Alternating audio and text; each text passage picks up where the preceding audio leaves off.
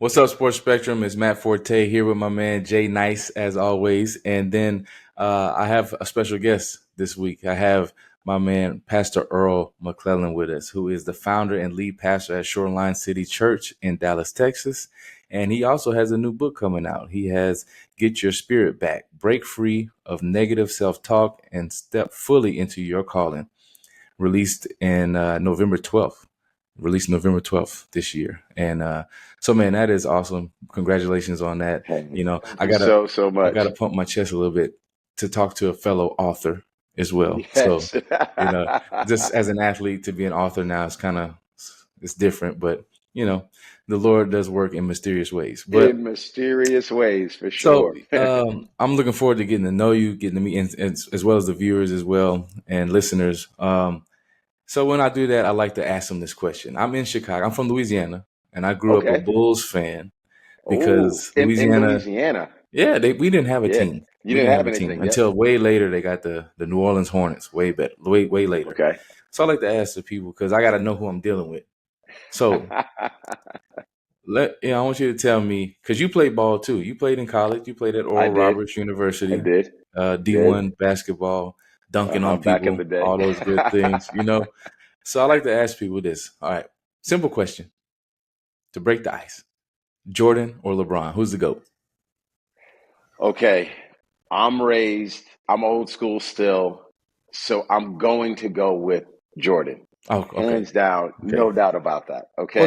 simple. Now, who do I want my kids to be like? That's a Oh different man. question. So I'm leading LeBron that direction with all he's Okay. done in the community and the world. Yeah, I mean, obviously him playing with his son now. What father doesn't have that dream, right? To Right. be able to hoop with your son on the highest level. So yeah, Yeah. but the GOAT, without a doubt, it's Jordan. Yeah, man. So yeah, I like that. I like your style. So speaking of style, I want to ask you as well. Let's get into your playing days. What would you like in your style too? What were you more of a, you Ooh, know, were you more of a Jordan type of take the no, no, game no, over and no. turn around Jays, or were you No, more no, of a I'm the glove. I was more like the glove. Anybody know okay, the glove back in the day? So I was Gary Payton. I would play defense. I was a point guard, play defense, and honestly, I feel like I can hear what the coach wants to do and execute that on the field, right? Or on the court rather. hmm So that was my mode. I was not a good shooter, at all. I mean, I could hit a three every now and then, but in that way, I was more like Rajon Rondo, where your boy couldn't make a shot, but he could run an offense. So yeah, it was fun, man. I loved playing back in the day. Bill Self was my coach when I was in college. My freshman year was his first year as a head coach, and learned so much about the game of basketball from him. I grew so much as a man. But those playing days are behind me, though. I still like to get out there with my sons, and still, yeah, I'm in the men's league. I'm the old guy out there now, but yeah. I'll still try to dunk on somebody. Hey, I like that. I like that. My sons will not beat me for a long time. That's literally the reason I Bro, work out. I work out because yes, it's I'm like, with look, you. we rolling. We gonna compete, and you guys won't beat me. I remember the Exactly. day I beat my dad, and it was just like I beat him in basketball. Then I started to look back and think like he really wasn't that good. Like he's a defensive lineman, in college, big guy. It was like, beating him was a great accomplishment, but looking back, I was like, but now, I I think feel my you. sons, if they beat me one day, maybe Oh, I that's might be legit. like, That's legit, man. maybe in like, 30, 40 years, they might beat me. But Hey, no, there let's, is nothing like that though, right? Doing that with your sons and the wrestling and the hooping and the yeah, racing. Right now, though, my oldest son can beat me in a foot race, hands down.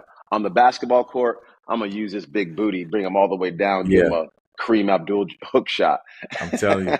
Yeah, that might be I might, man, the racing thing, I'm afraid to pull my hamstring because I've pulled it a few times and it's like, when you Yeah. get older, that hamstring don't do the same. But but no. Um, so man, from going and playing D1 ball at Oral Roberts University and now being the lead pastor and writing books. And as you can tell, the name of the book, even the title, we know you're a pastor. It's get your spirit back. And then the freedom of negative self-talk and stepping fully into your calling. Like that's mature level stuff. It's not just ordinary Mm, things we talk about. So with your faith story and your faith in Jesus, like how did Jesus snatch you up? And because you can go yeah. from doing Oh one man, it's a thing great question. and playing sports, and Sure. then you may think, oh man, that dream is continued. And how do you, with your calling, Yeah. Yeah, that's a great question. So much to unwrap there. First and foremost, I'm incredibly thankful, for God's grace in my life. Without it, none of us are even here. Even the people that are listening right now, it's God's grace that even gave us the strength to get to this point. So I'm very mindful of that.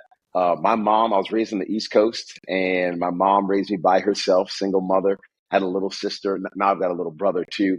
But the oldest, we lived in the hood, if you will, growing up. And then I got the opportunity. Someone came to my middle school and asked if there were any kids in the middle school that could handle the curriculum at this all boys prep school that was on the other side of town. And they were kind enough to throw my name in the hat. And I went there, and I remember interviewing with the headmaster of the school. And I'm sitting there like, what is this? I'm not doing this. Mom, I'm not going here. This is whack. There's no girls at this school. And it was a smaller school too. All my boys, they were going to the public high school. And that's where I was hoping to go to, play basketball there, and then hopefully, play ball in college and even beyond. But we were sitting there, and my mom was like, hey, we're going to stay locked in. Now, at that point in time, she had already had us going to church. So I got exposed to Jesus and the gospel at a very young age. And I'm thankful for that, because that puts that seed on the inside of you. So you can't, really stray all that far. And if you Mhm. do, you got God knocking on your heart like, hey, that's not you. That's not who you are. That's right. That's not your destiny. So I gave my heart to Christ really at like 7 years old. I didn't totally know what I was doing. Fast forward, I'm in high school. My mom still has us going to church. My faith starts to really become my own. My youth pastor played D1 soccer at Brown University. So he had a huge influence, on my life. And then there in high school, here I am. I'm going to high school in a predominantly white school. I'm just one of a handful of minorities that are in the school. And then I live in our neighborhood, which is, my neighborhood. Hmm. And so I'm being exposed to both of these worlds with this foundation of living my life for Jesus. Fast forward, all these years later, Matt, and it's been beautiful. Even to look at our church right now, you come in, it looks like heaven on earth. Mm. It's like white people, black people, Latino people, Asian people. There are all these people from all these different backgrounds, all these different sides of the tracks, if you will, all coming together. And it's this beautiful melting pot. And I didn't know all those years ago, God was just trying to prepare me for what he had for the future. So that's a long answer to a short question, man. But I've just felt God's hand, kind of navigating me all the way through all of that. But my mom did say something to me when I was young. She said, Earl, don't let anybody else build your world for you. Mm. Because if you do, they'll build it too small. Wow. And she, here she is at that time, she did not graduate from college. She's a single mom. She's doing everything she can to raise us right, keep us in God's house. But here she is speaking those words of life into me, that has me at church. And I got these other men in my life that I'm able to look to. I'm like, oh, that's what it looks like to be a father. That's what it looks like to be a husband. That's what it looks like to be a man of integrity.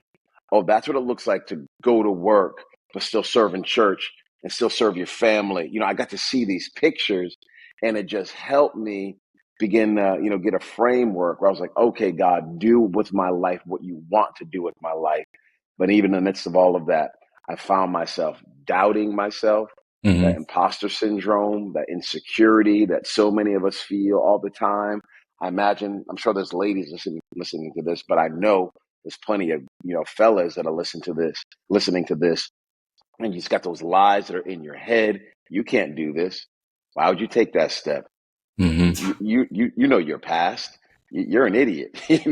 Why would you even trust you? You know what you did a week ago. You know, Yeah. all that stuff that you got to navigate and push through. But by God's grace, you know, he's helping me do it. And hopefully this book is going to help a lot of other people do that too. Amen. Amen. So yeah, I mean, the importance of self-talk, we just kind of, went into it a little bit, and how words really carry weight, like words really matter. Hmm. And for someone to speak, like your mother, to speak into your life, um, is so huge, right? And to speak Massive. life into you, and it really shows you that you can't just go around just saying anything to anybody, and that, especially when Hmm. you have kids too, that the words really matter that come out of your mouth. Um, Yep. and uh, someone that was preaching once, I can't remember who it was, but I remember the quote. They said that words can wound where weapons can't, and that has always stayed with me. And I was like, man, that's one of That's the those truth, man. quotes that you hang on to, and you Yep. remember that so that you don't wound somebody else. But Yeah. talk a little bit about the self-talk part of that, which is, I mean, the main focus of your book as well. But how important that is, because being a former athlete as well, and we know in the game, that's what creates that doubt. And Satan is the accuser, right? He wants Yeah. to bring up your Yeah. past and kind of tell you, because he knows how just God is. He knows God's character. And so he wants to bring up those things, almost accusing you in the courtroom of, you're a sinner, you're Yep. this, you did that, you're not Yep. worthy of that. So how important is self-talk, and how do you change? How does the person who, maybe they're just hearing this for the first time and they're like, I can't stop those thoughts. And so how do I Yeah. help them? That's huge. That's huge. First, I want to say thank you for calling both of us athletes. I just want to say thank you for that, because there are levels to Hey, athletes. once an And I athlete, was never an always an all pro. athlete. That means a lot. That means a lot. I'm telling my kids that Matt Forte called me an athlete. So let the record show. Let's cut this clip. Let everybody know. With that being said, man, yeah, you know the lies that you hear in your head. The crazy thing is, anytime the devil does accuse us, it's always in our own voice, Mm, right? It sounds like us, wow. and it sounds like common sense. Mm, Should the truth, it might even be true. hmm, That's the other thing, right? It might be like, that's facts. I did fill in the blank, look at porn. I did, I don't know, cheat on this. I did hide whatever. I did fail at that business. I did file for bankruptcy. I did, whatever it is. And it might even be true. Um, there's this powerful story of Martin Luther, and talks about how, and I don't know if the story is true or not, but I read it one time, and I was like, the enemy came to him at night and was just accusing him of all this stuff, accusing him, just telling him all the bad things he did, and he shouts out, "It's true, it's true, all those things I've done and worse." So he acknowledges it, but then he declares, and I'm paraphrasing here, but the grace of God and the blood of Jesus Christ over it all. yeah. And that's the difference that we have. Us as men, us as followers of Christ. Again, if there's even ladies listening to this, you're like, it might be true, but it doesn't mean there's not a greater truth. Mm, It may have all been done, but that doesn't mean what Jesus has done is not greater. And the lie that we tend to believe is that, our sin and our shortcomings, that's the thing that's bigger than what God did. But it's not true, because while we were still sinners, Christ died for us. yeah. So the self-talk for me, one of the first things I got to go to is I got to get to the Bible, man. I got to get to the scriptures. What does the Bible say about who I am? And I don't start in Genesis chapter 3. Genesis chapter 3 is the fall. Yeah, I know I'm a sinner. I start in Genesis chapter 1. In Genesis chapter 1, in the beginning, God. So I'm not starting with myself. I'm starting with God. In the beginning, God. Yeah. That's where I got to start. I got to start with his grace, his power, his mercy. And I think a lot of us get messed up because we start with ourselves. And when we start with ourselves, we start comparing ourselves to somebody else's self. We're like, oh, I'm not as fast as him. I'm not as smart as him. I don't have that house. I don't have Hmm. whatever.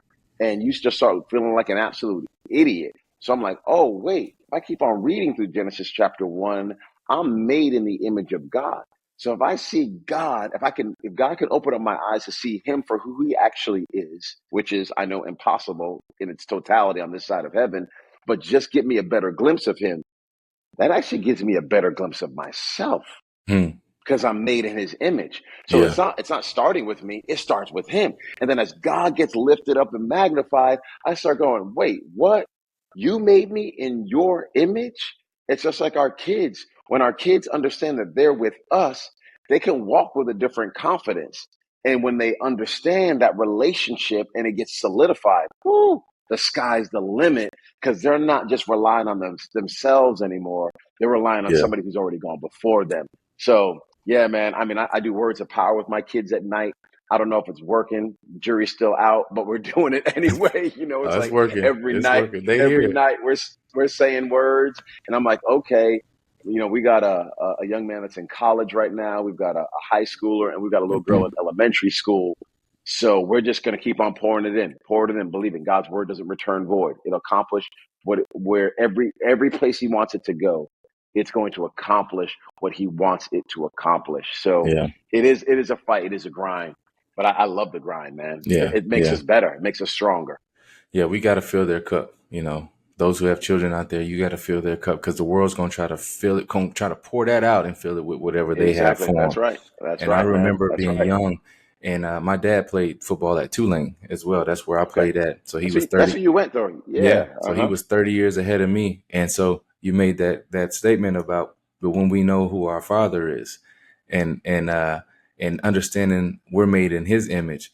When I Mm-hmm. understood fully what I'm made in the image of my creator was kind of metaphorically or analogous to my dad took me to the first time going to one of the Tulane games. And the way he walked in there, I walked in with confidence, like my dad played here. So, That's right. you know, Yep. Uh the huh. name on my back means something. I ain't done a thing Exactly. yet. I'm in Little League. I ain't made no touch. I ain't done nothing. But I walked in there with him because I know Yep. who's my dad. Yep. But Exactly. man, you talked a lot about overcoming the shame part because the devil will try to accuse us and the shame part. But we've been the word says that God has not given us the spirit of fear, but of power, Yep. love, and a sound Mm-hmm. mind.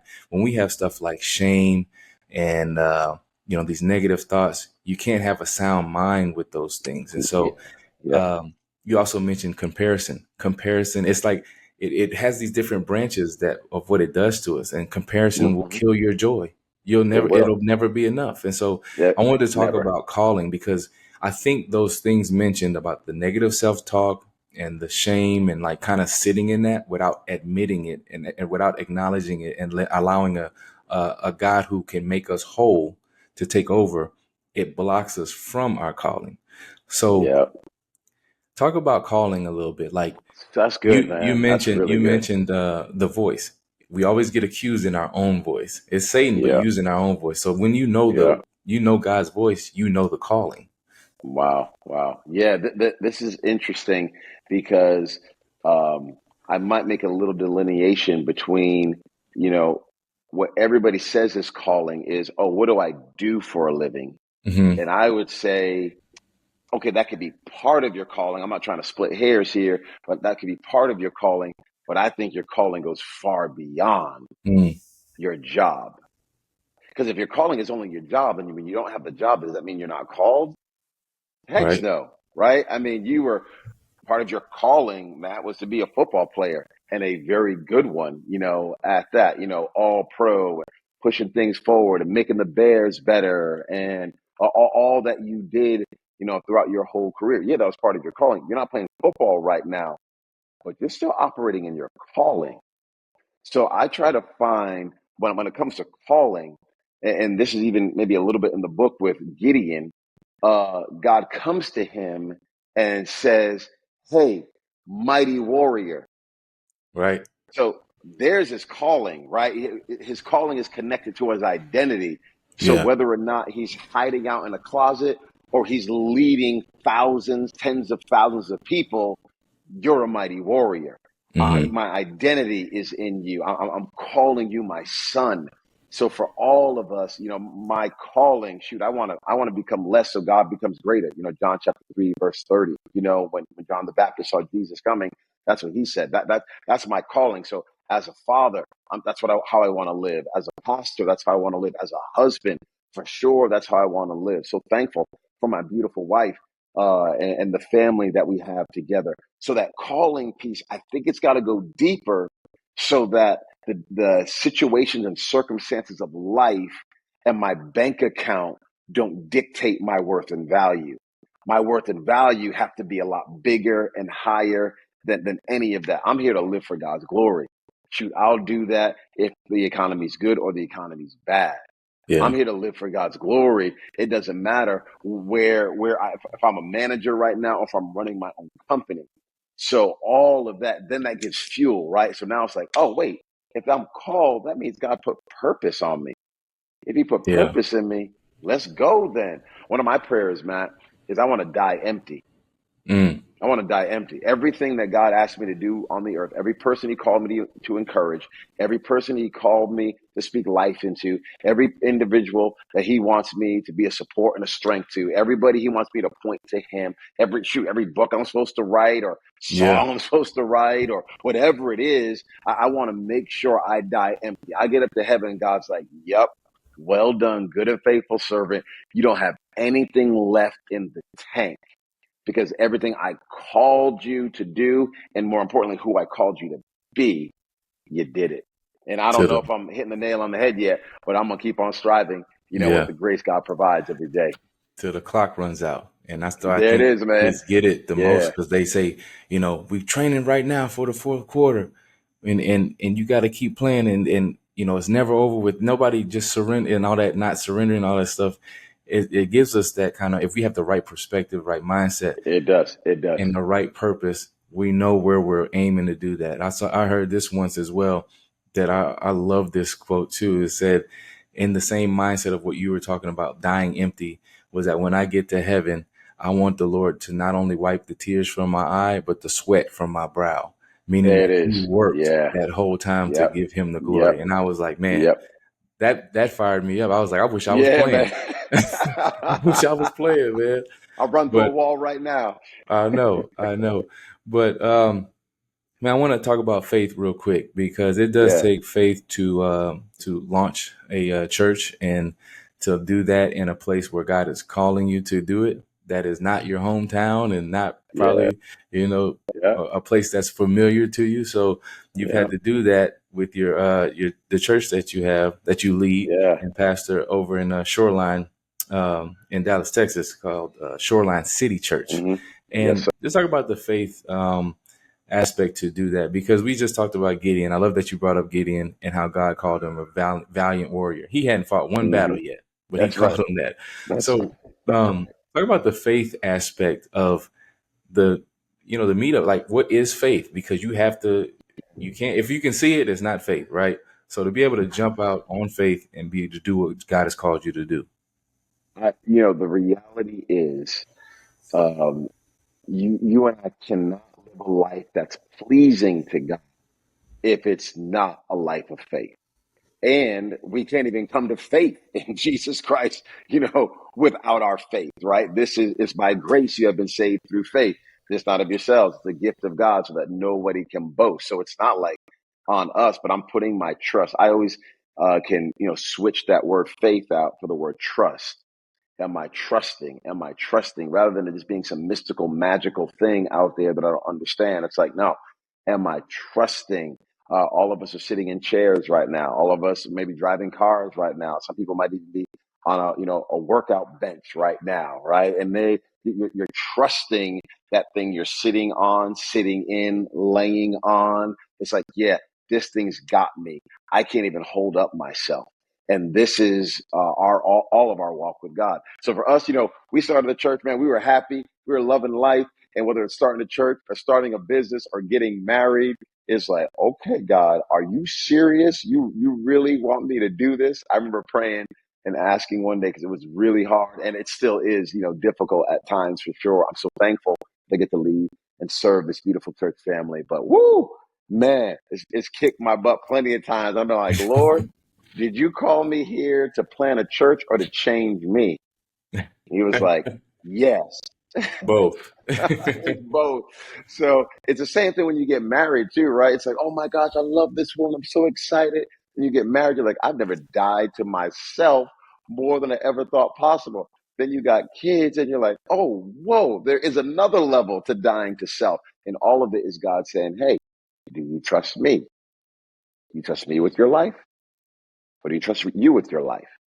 And most of us will say we trust God with our life, but we know our money habits, our time habits, to even the stuff that comes out of our mouth, our actions. It's not saying Talk we about trust it. God. It's saying we trust ourselves. Yeah. I'm saying I like you, God. I even love you, God. And I appreciate you, God. But man, this is up to me. And that mindset right there it hinders our growth and our development. Because our father's like, no, no, if you come to me out on these waters, I'll show you something you've never even seen before. Mhm. And I know Peter gets a lot of slap, lots of hate and shade for sinking.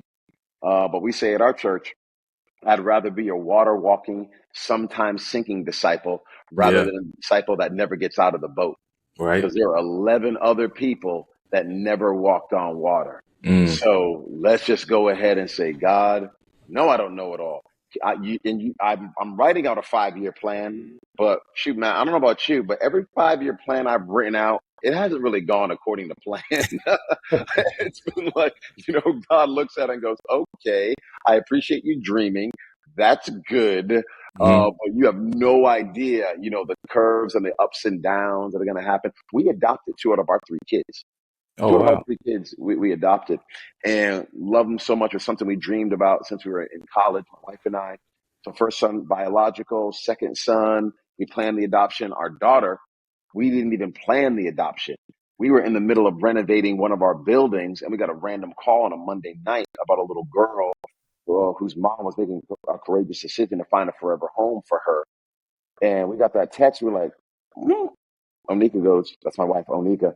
Are you, Earl, what do you think? Should we put our name in the hat? I'm like, all right, sure. By Friday, we had a little girl in our house. Man, Wow. we weren't even praying for that to happen. We were on no list. We were not, we didn't have that written down anywhere. But God had a plan, Yeah. and would we walk by faith into that place? So wherever it is, whatever level, if you will, a person might be on, or stage of life, rather, stage of life may be better than level, it's always going to require faith because God is wanting us to trust him and not ourselves. That's right. That's right, man. That was powerful because we have a adoption story in our household as well. With I my didn't know that. my wife and our youngest one as well. So like you never, the Lord's plans are just. I mean, his ways and his thoughts are so much higher than ours. Like Yep. in the book of Isaiah, as he says that, it is so true Hmm. because he Yep. does not think like we think. And if and he's perfect because if God could improve, then he wouldn't be God, right? He's always so Exactly. that means the plans that he has for us are definitely Yep. perfect for each and every Yep. one of us, and it's for our good, even though it may not Facts. seem good right now. But man, this has been rich and just so many nuggets that you've been dropping. And I know my man Jay Nice on the ones and twos got his nuggets about you, some good stuff that he dug up, not to accuse you, but to encourage everybody else. Yeah, I promise you, it's not anything bad. I'll just leave you with one nugget because I know our time is limited here. You put on your Instagram that you still want to dunk when you're 60. I don't know how old you are now. I'm 51, and I can't even come close to dunking. I'll just say that.